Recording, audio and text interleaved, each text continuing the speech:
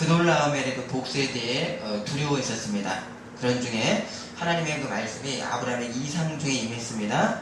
그래서 첫 말씀이 아브라함아 두려워하지 말라. 나는 너의 방패요 너의 지극히 큰 상급이니라 라고 하나님이 아브라함의 방패가 되시고 또 지극히 큰 상급이 된다라고 하는 이 추상적 어떤 이 표현을 하시는데, 그럼 이 표현의 실제는 무엇인가? 바로 어떤 이 세상의 군대도 아브라함 너를 해하지 못하도록 하나님께서 방패로서 막아주시는 것이고, 또 사람의 상급을 스스로 일궈야 되는 그런 인생이 아니라 하나님이 아브라함의 일생의 상급이 되어서 주시겠다라고 하는 그런 말씀입니다.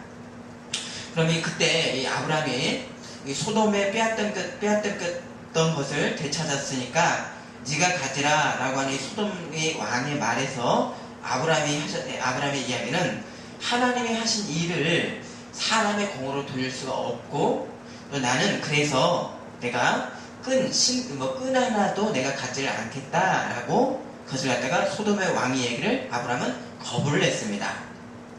그래서 사람의 공으로 물질의 어떤 보상을 받는 것보다도 아브라함이 중요했던 게 뭡니까? 하나님 앞에 온전한 영광을 돌리는 것이 아브라함에게 우선의 인생이었던 것입니다. 또한 이것이 또 사실은 우리 모든 사람의 우선의 어떤 모습인 것입니다. 사람의 어떤 그런 영광을 돌리는 어떤 그 모습, 일시적으로 좋은 것 같지만 그것은 결국은 덧치고 어떤 죽음일 뿐입니다. 그래서 이런 하나님께 온전한 영광을 돌리는 것이 돌렸고, 이때 사람에게는 어떤 일이 생겼습니까? 바로 이 하나님의 언약처럼 하나님 앞에 돌린 영광이 어떻게 됐습니까? 다시 아브라함에게는 돌아와서 아브라함 일생 가운데 하나님께서 직접 상급이 되어서 마르지 않는 상급의 셈을 아브라함이 받았던 것입니다. 아주 이 추상적인 이 계시의 말씀이 실제 내용은 어떻습니까? 아주 현실적인 구체성이 담긴 그 실제가 나는 너의 방패요 너의 지극히 큰 상급이라고 하는 그 표현 가운데 담겨 있었던 것입니다. 또한 이것이 우리의 신앙적 실제 모습인 것입니다. 바로 이 믿음의 이 사람에게 하나님 함께 하심이 인생의 구체성에서 아주 생생하게 역사하시는 이 사실이 바로 하나님이 아브라함의 방패 되시고 하나님의 지극히 큰 상급이라고 하는 계시에 담긴 실제 내용입니다.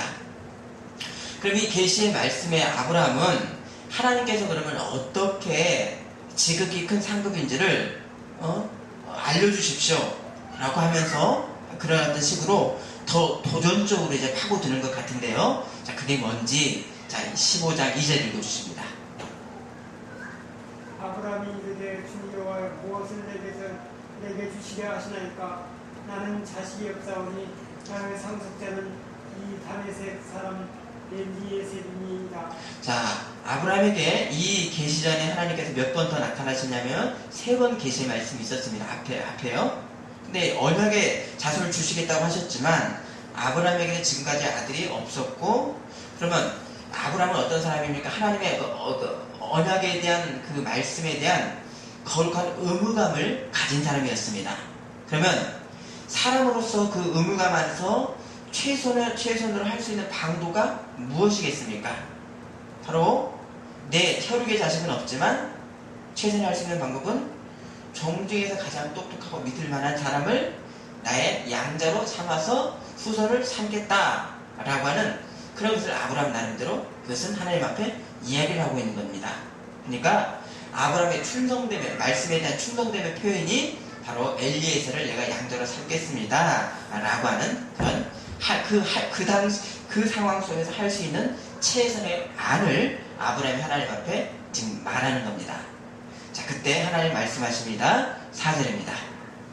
여호와의 말씀이 그에게 임하여 이르시되 그 사람이 내 상속자가 아니라 내 몸에서 날 자가 내 상속자가 되리라 하시고. 자, 하나님의 뜻은 뭡니까? 양자가 아니라 아브라함 너의 혈통의 후손을 통해서 언약을 내가 이룰 것이다. 이걸 규정을 하셨어요. 그래서 또 명백히 해주셨습니다.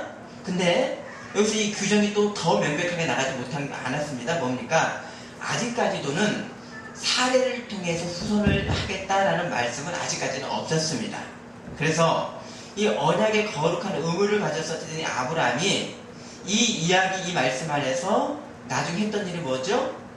바로 사례가 아니라 몸종 하가를 통해서라도 자신의 혈통 이스마엘을 낳았습니다. 그럼 결국 아브라함은 뭡니까? 아브라함이 했던 것은 불신의 행동이 아니지요? 하나님 그 언약의 말씀을 사람 나름대로 최대한도로 한번 지켜보려고 하는 거룩한 의무감으로 아브라함은 그 일을 행했던 것입니다. 장로님 맞습니까? 맞죠? 예, 맞습니다. 그런데 그런 그 의무감이 일지라도 아브라함에게는 어떠한 믿음의 후퇴가 그 결정 가운데 있었습니다. 이 말씀은 다음 시간에 나누도록 하겠습니다. 자, 이제 그리고 이제 하나님이 아브라함을 밖으로 데리고 나가서 밤하늘을 보게 하고 이처럼 너희 후손이 많을 것이다 라고 언약을 해주셨습니다. 자, 6절. 자, 이제 그리고 아브라함입니다. 아브라함이 여호와를 믿으니 여호와께서 그의 일을 그의 의로 이루시고. 자, 아브라함이 더 구체적이고 더 도전적으로 하나님이 주신 상급의 내용을 알려달라고 했고, 그 증거로서 하나님은 하늘의 별과 같은 이 약속 후손을 주시겠다라고 하셨고, 이 아브라함이 이 하나님의 말씀을 믿었습니다. 근데 이 믿음을 의로 여기셨다라고 하는, 믿음을 의로 여긴다고 하는 이 말씀이 구약에서는 첫 번째 기록입니다. 그러면 이 아브라함의 믿음을 하나님 의롭다 하셨는데, 여러분 구약 시대도 그렇고 지금도 그렇고요, 사람의 믿음이 의롭다 할 만한 가치가 있습니까? 내 믿음이 의롭다 할 만한 가치가 없습니다. 자, 그럼 믿음은 뭡니까? 믿음에 우리가 예를 든다면요, 이쪽과 이쪽을 연결하는 파이프와 같습니다. 그러면 이 믿음의 파이프가 최종적으로 닿는 곳이 어디입니까? 바로 어떤 영화의 정점으로 연결되는가? 바로 하나님의 말씀을 믿는 그 사람에게 입혀질 영화의 정점인데요, 바로 예수님의 대속의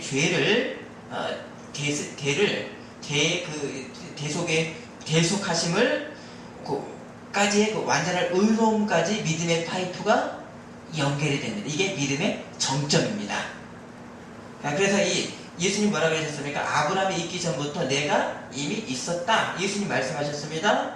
그러면 이미 아브라함이 하나님의 말씀을 믿을 때 아브라함의 믿음의 연결은 어디까지 연결됐는가?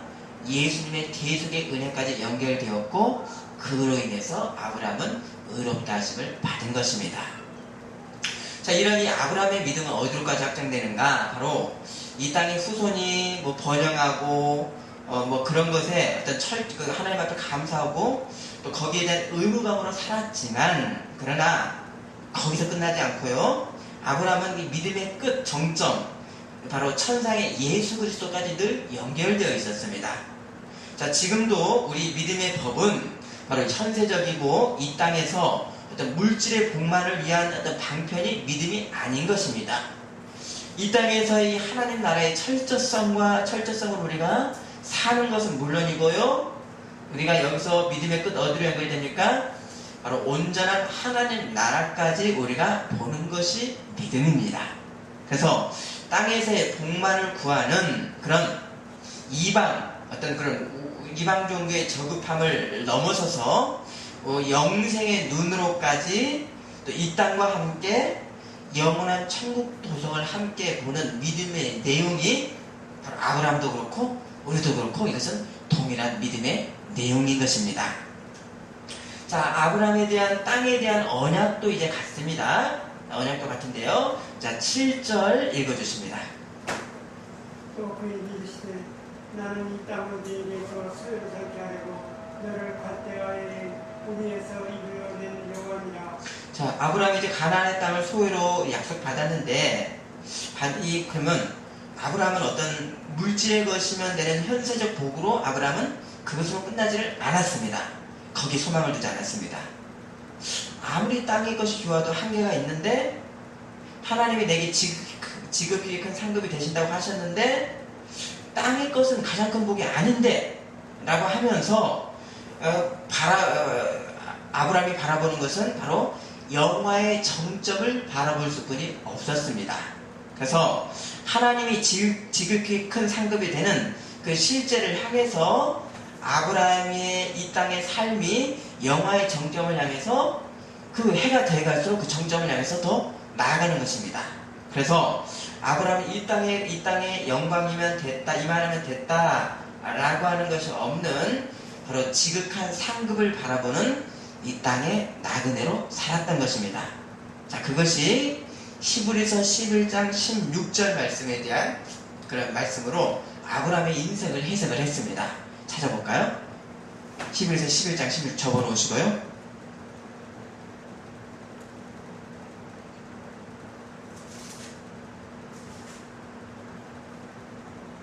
자, 이거 히브리서 10장 잠깐만요. 지금 저도 한번 찾아보겠습니다.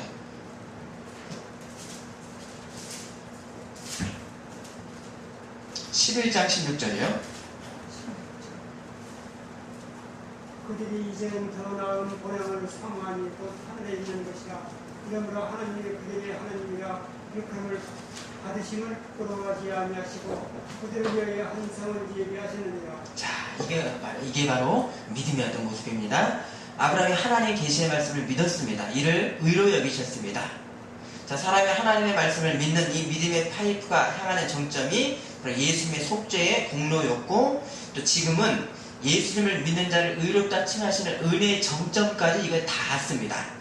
자, 이 믿음의 이 길, 믿음의 도로서 아브라함이 하나님의 말씀을 믿었음에도 아브라함이 이제 또 다음에 요구를 하는데요. 이 요구가 지금까지의 일관성 가운데서 돌출된 것 같습니다.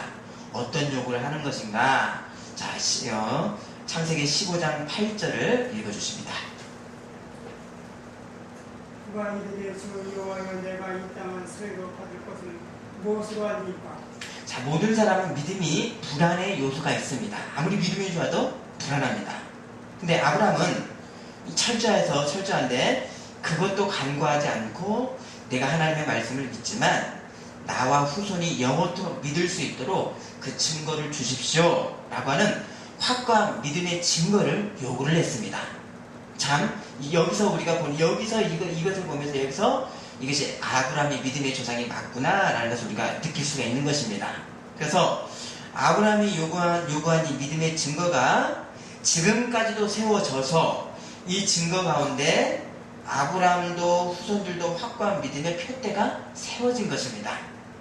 그러면 이 믿음의 증거가 세워질 때 그것을 본 이 믿음의 백성들이 어디로까지 이제 이것이 그 보고 의미와 삶이 확장이 되는가? 바로 하나님의 언약의 증거를 보고요. 그리고 내가 하나님의 말씀을 담는 그릇인데, 내 인생이 하나님의 뜻을 담는 그릇인데 내가 어떻게 살아야 될 것인가 라고 하는 하나님 백성의 당위성이 하나님 주신 증거에 의해서 뚜렷해지는 것입니다. 맞습니까? 아멘. 그럼 이 아브라함이 이제 그 증거를 달라고 했는데 그 증거를 아브라함이 무엇을 준비해야 되는 가 하나님 말씀이 있습니다. 자, 9절과 10절입니다. 여호와께서 그에게 이르시되 나를 위하여 3년 된 암소와 3년 된 암염소 또 3년 된 수약과 기름기를 집들이를 새끼를 가져올지니라. 아브라함이 이 모든 것을 가져다가 그 중간은 쪼개고 그 쪼개는 것을 놔두게 해놓고 그 새는 쪼개지 아니했으며. 자, 이거 보면요, 훗날 이 제사의 내용이 훗날 모세의 율법으로 명문화되는 모든 희생 제사가 여기 다 들어있어요. 몇 가지입니까?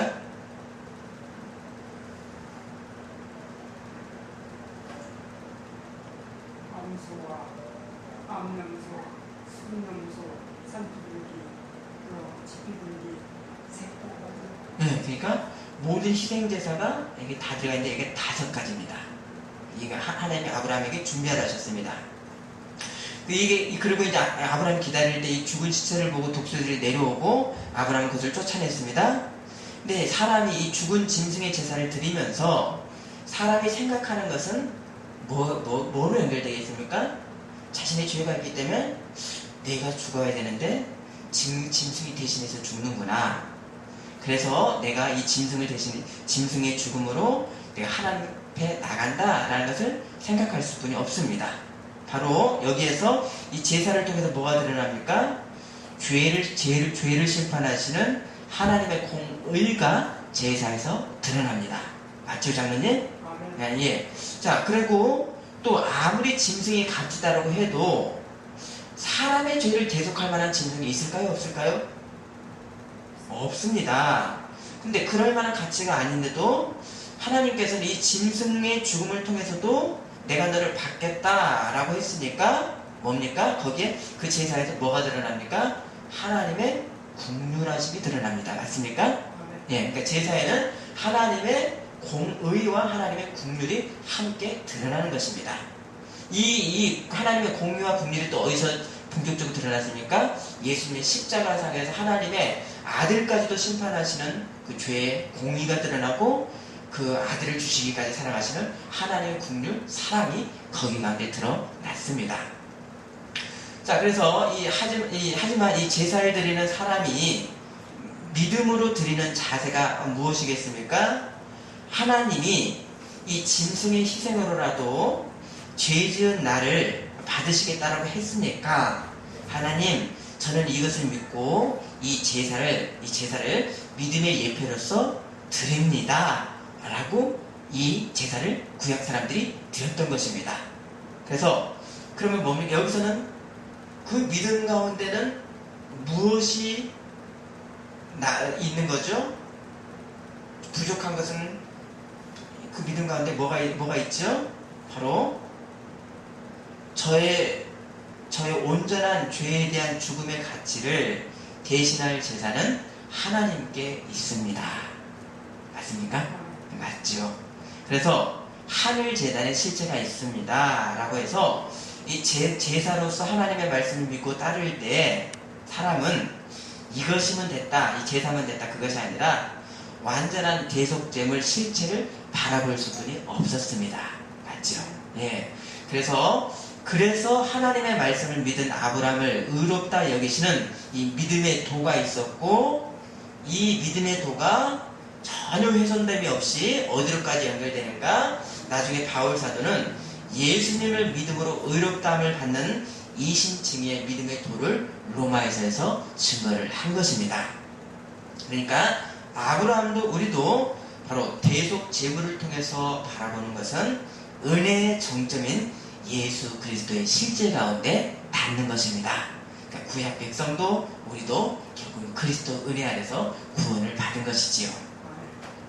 자, 아브라함이 죽은 짐승을 벌려놓고 잠이 들었는데 날이 어두워서 아브라함이 심히 두려웠고, 그때 연기 나는 화로 용광로가 보였습니다. 이거 풀무불이라 그랬는데 풀무는 용광로입니다. 근데 용광로가 보였고, 용광로에서 뭔 한 횃불이 나왔는지 어쩌는지는 모르는데 한 횃불이 나와서 쪼갠 고기 사이를 지나갔습니다. 그러면 사람이 하나님을 믿을 수 있는 그 일반의 증거가 있는데요, 어디에 있을까요? 가장 쉽게는 우주 자연의 질서가 하나님의 어떤 증거입니다. 맞습니까? 맞죠? 하나님 살아계시는 그 증거입니다. 또 이 세상 역사, 하나님의 뜻 가운데 이루어진 세상 역사가 하나님 살아계심의 증거입니다. 말씀의 증거이죠? 하지만 이보다도 더 확실한 하나님 말씀의 증거가 무엇일까요? 바로 당신의 영광을 직접 보여주시는 것, 이것이 가장 확실한 하나님 말씀의 증거입니다. 맞지요, 장로님? 예. 그래서 하나님 당신의 임재라고 하는 가장 큰 확증을 아브라함에게 영광의 불로써 보여주셨던 것입니다. 자, 그러면 이 하나님 당신의 영광을 우리는 어떻게 보았습니까? 요한복음 1장 14절을 한번 찾아보십니다. 요한복음 1장 14절.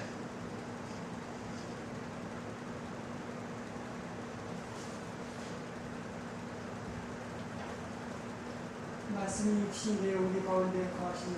우리가 그의 영광을 보니 아버지의 독생자의 영광이요 우리와 진리가 충만하더라. 예, 우리가 그의 영광을 보니 아버지의 독생자의 영광이요 은혜와 진리가 충만하더라. 또 예수님이 제자들에게 너희가 나를 알았더라면 내 아버지도 알았으리라 했을 때 빌립이 무슨 질문을 했습니까? 주여, 아니 우리에게 아버지를 보이소서 라고 했을 때 예수님이 나를 본 자는 아버지를 보았거늘 어찌하여 아버지를 보이라 하느냐 했습니다. 바로 하나님 말씀의 최고의 확증은 뭡니까? 어디령의 확증은 하나님 당신의 영광인데 하나님 당신은 누구십니까? 바로 아들 예수님이십니다. 그래서 아브라함은 희생제사 위에 임하신 하나님 영광의 불, 하나님 당신 직접의 영광을 봤는데 예수 그리스도를 본 것이고 바로 이 최고의 확증을 아브라함은 이미 구약시대 때 보고 받았던 것입니다. 또 아무리 정결한 이 대속의 짐승으로도 끓는 것은 그 죽은 짐승에 무엇이 붙었습니까? 죽은 아무리 짐승이 좋아도 죽은 고기를 찾는 독수리만 왔었습니다. 근데 이 죽은 짐승의 희생, 이 땅에 어떤 좋은 것도 불안정한데 이 불안정한 것 위에 무엇이 임해야만 완전해집니까? 바로 독수리가 아니라 하나님의 영광이 임하셔야만이 바로 그때야 영원한 언약과 영원한 가치가 된다는 것을 아브라함이 깨닫게 된 것입니다. 그래서 이 아브라함의 신앙에서는 늘 무엇입니까? 이 땅의 것에 대한 어떤 정결함과 어떤 그런 사람의 어떤 정성에도 불만족이 있습니다. 이 상황에서 아브라함은 어디를 봤습니까? 하나님 당신의 영광, 하늘의 도성, 땅에서, 그래서 아브라함은 땅에서 나그네를 살면서 평생 동안 영원한 도성을 바라보는 천국 백성이었던 것입니다. 그것이 히브리서의 아브라함에 대한 말씀 해석입니다. 이 믿음의 법으로 모세의 제사법으로 제사를 드리면서 이 모세의 제사를 드릴 때마다 바로 보는 사람은 불만족합니다. 그래서 이 땅의 것으로 만족할 수 없는 이 한계 안에서 그 실체를 보면서 하늘의 실체를 바라보는 구약 믿음의 조상들이었습니다. 그래서 히브리서 10장 1절에 율법은 장차올 좋은 일의 그림자일 뿐이요 참 형상이 아니므로 해마다 늘 드리는 같은 제사로는 나오는 자들을 언제나 온전하게 할 수 없느니라 라고 해서 예수 그리스도 실체를 기다렸던 것을 히브리서는 증거를 하고 있습니다. 자, 사람이 가는 이 시간적 한계 안에서 앞으로 올 온전한 실체를 조상들이 눈으로 보지는 못했지만 땅의 재물의 불만족의 현실에서 이들은 온전한 실체를 바라봤습니다. 그래서 이 구약의 제사를 통해 닿았던 것은 바로 은혜의 정점에 있었던 예수 그리스도였습니다. 자, 우리의 믿음도 이 땅의 모든 아름다움과 어떤 사람의 정성으로 우리가 다 됐다가 아니라 우리가 누구를 바라봅니까? 바로 우리 주님의 임재를, 하나님의 영광을 우리가 바라봅니다. 내 안에 계시는 성령의 영광을 우리가 바라봅니다. 그래서 성령과 함께 성령의 인도를 따라 내 인생의 모든 구체성에서 바로 주님의 임재, 성령의 인도를 따라서 평범한 일에서 하나님의 뜻을 행하며 나가는 구체성이 성도의 인생인 것입니다. 아멘이십니까? 아멘. 자, 이 아브라함이 가는 곳마다 하나님 앞에 제단을 쌓았고 하나님의 이 계시를 받을 때마다 하나님 앞에 제사를 드렸습니다. 그러면 제사의 궁극의 의미가 무엇일까요? 아까 말씀드렸죠? 내가 죽어야 되지만 이 부족한 짐승의 제물로라도 하나님께서 국률로 저를 받아주셔서 감사합니다 라고 하나님 앞에 감사를 아브라함에 드렸던 어떤 표시가 바로 제사였습니다. 그래서 곧 아브라함은 하나님 앞에 모든 것을 드리는 표상으로서 제사를 드렸습니다. 결국 뭡니까? 하나님의 은혜를 아는 사람만이 그 다음에 이어지는 하나님의 말씀을 믿고 확증할 수 있는 위치에 설 수가 있는 것입니다. 맞습니까? 하나님의 은혜를 모르면 하나님의 말씀을 믿을 수도 없고 그 믿음 위에서 어떤 뭔가를 이루어 나갈 수 있는 확증 자체가 서지가 않는 것입니다. 여기에 이 아브라함의 이 제사의 의미가 있었습니다. 자, 그러면 이 아브라함이 횃불 언약에서 받았던 구체적 계시의 내용이 무엇이었는가 우리가 봅니다. 자, 13절에서 16절 말씀. 여호와께서 아브라함에게 이르시되 너는 반드시 알라 네 자손이 이방에 되게 되어 그들을 섬기고 그들은 400년 동안 네 자손을 기억하리라. 그들이 섬기는 나라를 내가 징벌할지뇨 그 후에 내 자손이 큰 재물을 이끌고 나오리라. 그들은 장수하다가 편안히 조상에게로 돌아가 장사할 것이라. 예, 16, 예, 내 자손은 4대 만에 이 땅으로 돌아오리니 이는 아무리 족속의 제약이 아직 가득 차지 아니함이니라 하시더니. 자, 이게 앞으로 이제 일어날 일에 대한 이스라엘 백성들에 대한 아브라함 후손에 대한 구체적 계시의 말씀입니다. 자, 이 아브라함 당시에 가나안에 어떤 족속, 몇 족속에 살았냐면요, 19에서 21절까지 그 살았던 족속들이 나오는데 세어보면 몇 족속일까요? 10족속에 살았습니다. 근데 이 가나안의 이 대표적인 종교는 뭐였었죠? 농경신이었는데요. 바알과 아세라, 농경신이라는 다산의 신입니다. 그러면 다산의 이 우상을 섬기면 어떤 우상 숭배의 내용이 있을까요?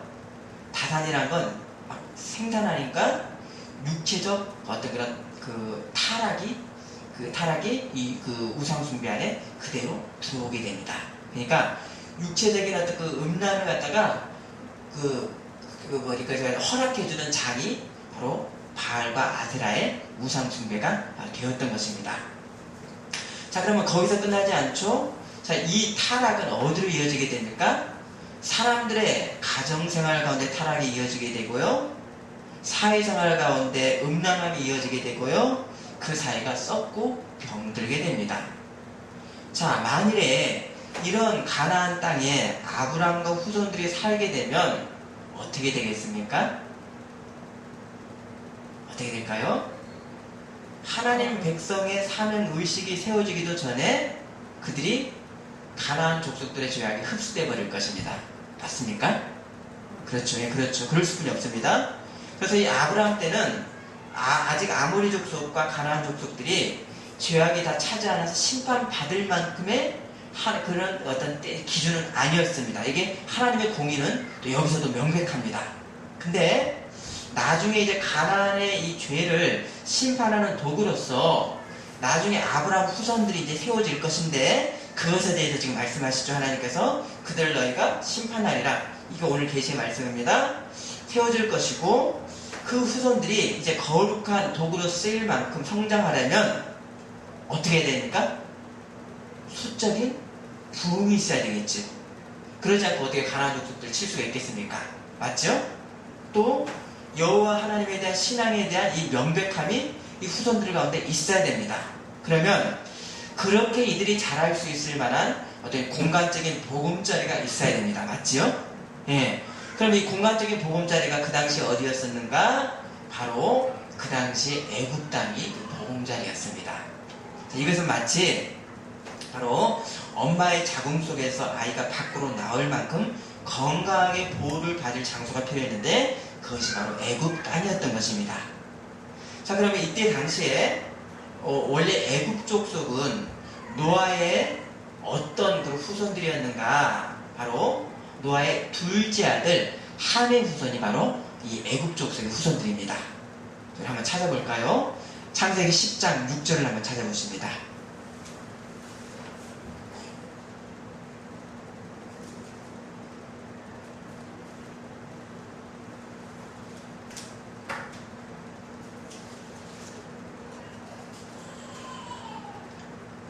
읽어주십니다.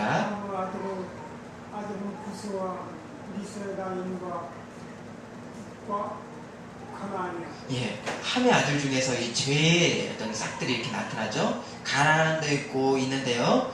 둘째 아들 이름이 미스라임인데요. 미스라임이 이 애굽인들의 조상입니다. 그래서 아브라함, 야곱 때까지 애굽을 지배하던 족속들이 바로 미스라임 족속들이었습니다. 근데 지금도 미스라임 족속들이 애굽 사람들입니다. 근데 하지만 이 아브라함의 증손자가 누구였습니까? 증손자? 요셉이었죠? 맞죠? 이 요셉이 애굽으로 건너가서 애굽의 국무총리까지 올라갔습니다. 그럼 어떻게 이방인인 요셉이 그렇게 높은 자리까지 올라갈 수가 있는가? 이게 의문입니다. 자, 그러면 이걸 우리 역사적 상황이 있는데요. 그 당시 애굽의 지도자는 누구였는가 하면 순수 애굽인이었었던 미스라임이 아니었습니다.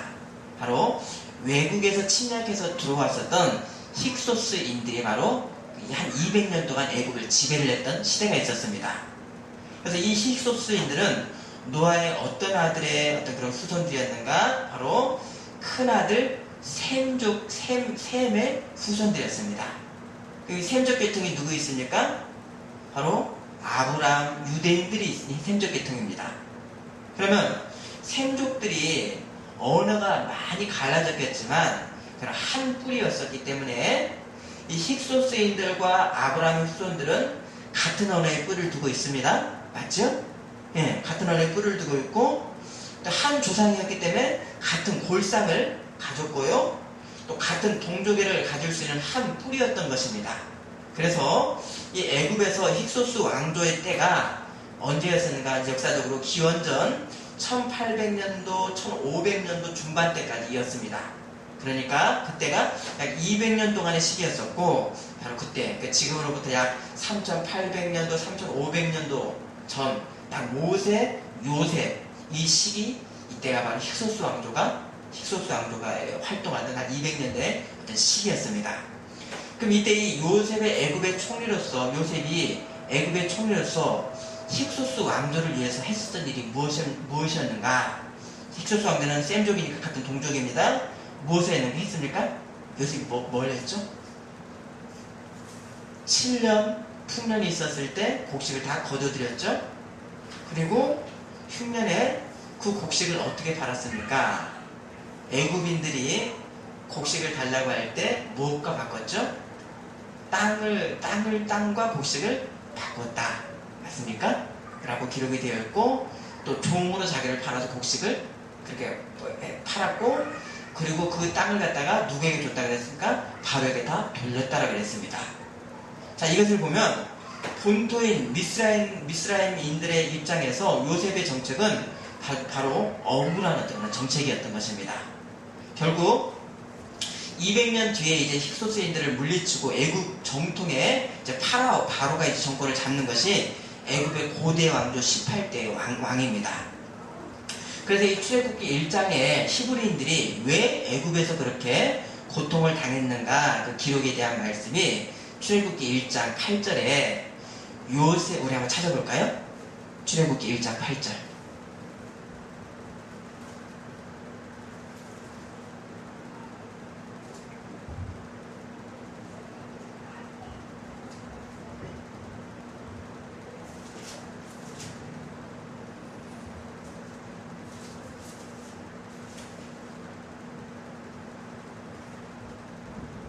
요셉을 알지 못하는 새 왕이 일어나 애굽을 다스리더니 새 왕이라는 뭡니까? 억압받았던 미스라임들이 다시 정권을 잡았습니다. 그럼 지금까지 외국인이면서도 자기들을 억압했었던 그 이방 족속들을 무섭게 박해를 하게 됩니다. 거기에 어떤 사람들이 박해를 받았습니까? 바로 유대인들이, 히브리인들이 박해를 받았던 것입니다. 자, 이런 이 박해가 있기 전까지는 야곱의 70명의 이 가족들은 애굽의 고센 땅에서 안전하게 보호를 잘 받았습니다. 그리고 후손들의 번영이 이루어졌고 그 땅에서 여호와의 신앙의 순수성을 지킬 수 있었던 보금자리가 바로 애굽 땅이었던 것입니다.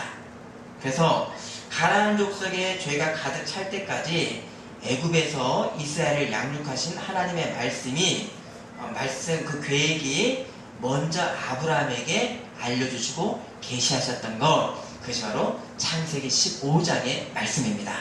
자문이 맞죠? 예, 그렇게 지금 연결이 되는 겁니다. 자, 그것이 이제 16절, 창세기 15장 16절 한번 보시죠.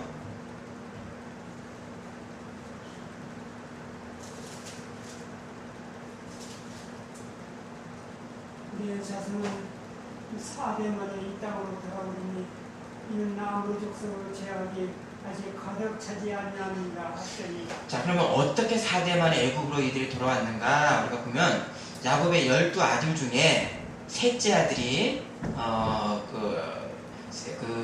레아에게서 난 셋째 아들이 레이입니다. 근데 레이도 애굽에 갔고요.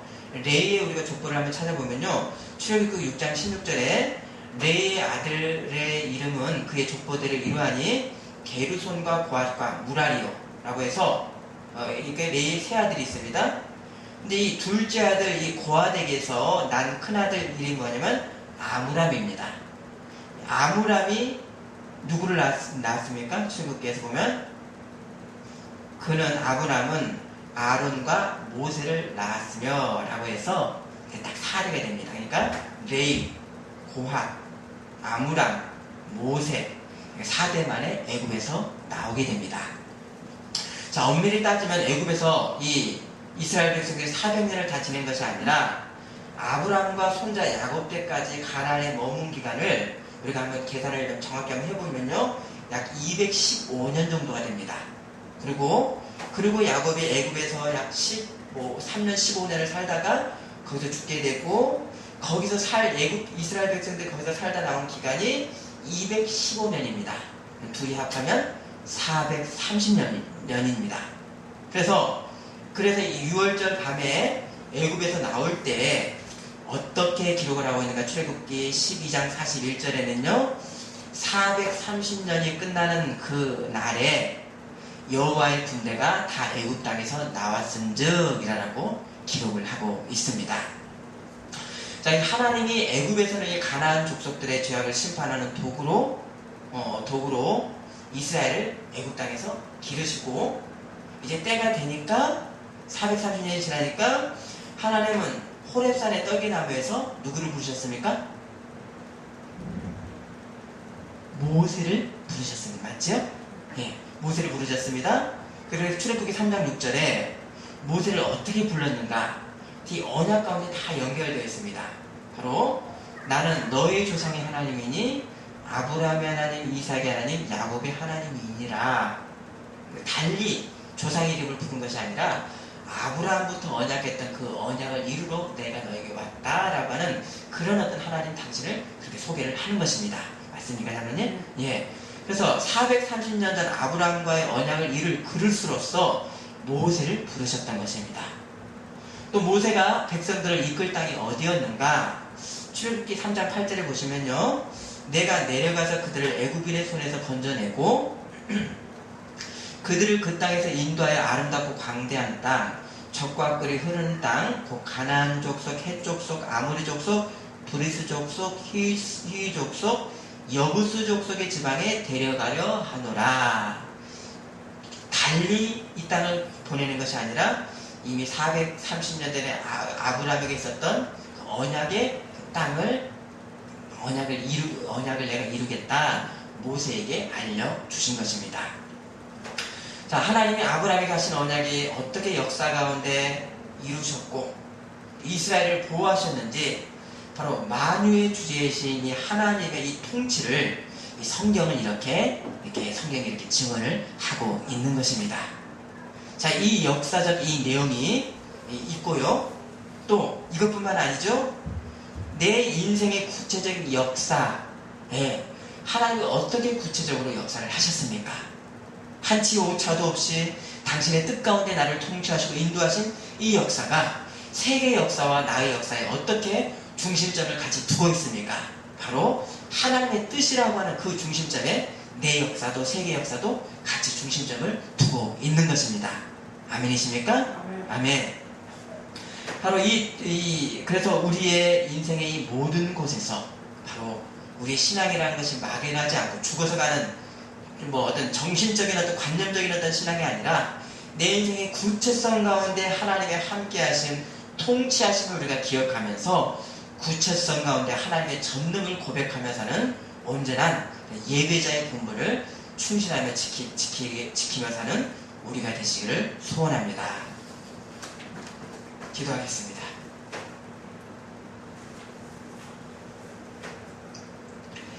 하나님, 아브라함을 통해서 그렇게 아브라함이 결국 바라보는 것이 예수 그리스도의 은혜의 정점을 바라봤었고, 자, 그 믿음을 의롭다 여기셨고, 우리도 예수님을 믿음으로 의롭다함을 받은 존재입니다. 하나님, 또한 이 선택하신 백성들을 어떤 하나님의 일치의 오차도 없이 세계 역사 가운데서 그렇게 구원하시고 가나안 땅으로 인도하셨던 하나님의 통치 역사를 우리가 보았습니다.